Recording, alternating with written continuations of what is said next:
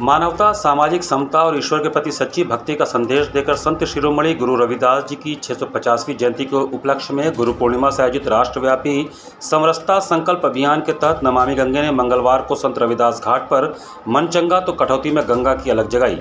नमामि गंगे काशी क्षेत्र के संयोजक व नगर निगम के स्वच्छता ब्रांड एम्बेसडर राजेश शुक्ला के संयोजन में सामाजिक समरसता, आंतरिक पवित्रता और सच्चे कर्म की राह दिखाते संत शिरोमणि के महत्वपूर्ण वचन मन चंगा तो कटौती में गंगा लिखी तख्तियां लेकर एवं कटौती में गंगा जल भरकर मन की शुद्धता को सर्वोपरि रखने का आह्वान किया गया।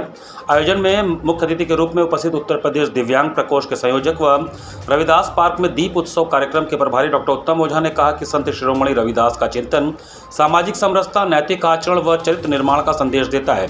संपूर्ण भारतवर्ष में संत रविदास के सामाजिक समरसता का संदेश पहुंचाना हम सभी का नैतिक दायित्व है। एक सामाजिक समरसता पर्व के रूप में गुरु पूर्णिमा 29 जुलाई से लेकर गुरु रविदास जी की जयंती 20 फरवरी तक एक महाअभियान पूरे भारतवर्ष में चलाया जा रहा है। यह किसी राजनीतिक उद्देश्य से नहीं है, यह सामाजिक समरसता की दृष्टि से एक बहुत बड़ा अभियान है।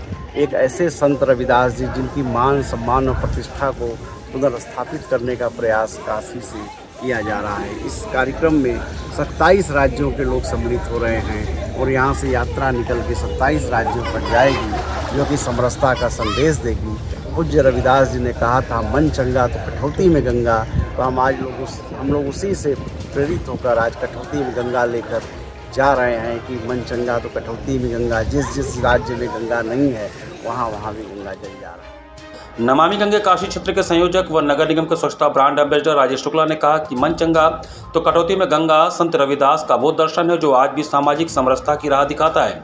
यह कथन आंतरिक पवित्रता और सच्चे कर्म को दर्शाता है, जिसका अर्थ है कि यदि आपका मन साफ और निर्मल है तो घर पर रखी चमड़े धोने की कटौती के जल में भी माँ गंगा का वास होता है। आयोजन में पुष्पलता वर्मा, विशाल केसरी, सहसंयोजक लघु उद्योग दिनेश कुमार सिंह, सतवंत भारती, रवि निषाद, संजय शर्मा सहित बड़ी संख्या में नागरिक शामिल रहे। हमारे घर में, हमारे बगल में स्वयं ईश्वर हमारी मदद करने के लिए तैयार खड़े मिलेंगे और ऐसा ही संत रविदास जी ने हम सभी को बताया है, समझाया है। तो आइए संत रविदास जी के प्रत्येक वाक्यों को आत्मसात करते हुए आज हम संत रविदास जी के पदचिन्हों पर चलते हुए इस आयोजन को सफल बनाएं और कल से वाराणसी से जो एक अलख जगाई जाएगी सामाजिक समरसता की, उसमें हम सभी मिलकर शामिल हों।